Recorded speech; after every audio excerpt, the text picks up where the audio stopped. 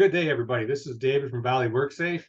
I'm working in the Ottawa Valley. I do health and safety training and consulting. So today, I want to talk to people who know or have family members that are in the trucking industry.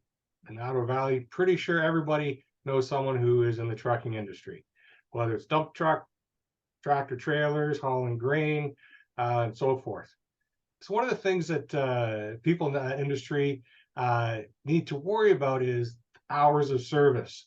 So a lot of restrictions and guidelines on how many hours they can be on shift, on working, how many hours they can be driving, when do they have to have a break after so many hours, and within, say, a week, how many hours can they actually be working?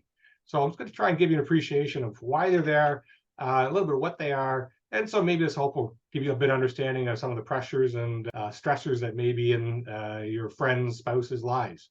Now, why do we have these regulations? Well, typically regulations are there because someone screwed up and we realized, wow, we need to give some more boundaries to direction so we have less people screwing up. Because we push boundaries, we try and do things.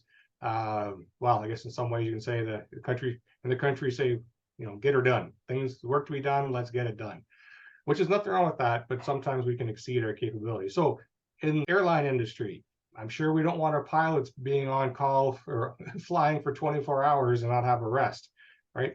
Most people are aware of all the, there's restrictions on how many flight hours people have and the rest time and so forth, because we've learned, right? People screw up once they get fatigued. We're all human, right? Just like a tired parent. You screw up when you get fatigued, lose your patience.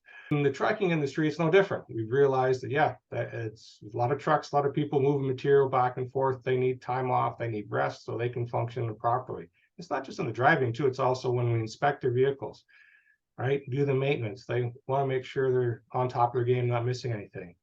That's kind of what they have to do with. So here are just some more things. So for a driving limit, right? For a worker driving in one 24-hour period, they only have 13 hours of driving. So they can start and stop, but as far as the wheels turning, there's only 13 hours in there. On duty, well, that's their driving time and whatever time they're inspecting their vehicle, sitting at the warehouse, in the office, communicating with the boss, right? They only have 14 hours. Rest breaks.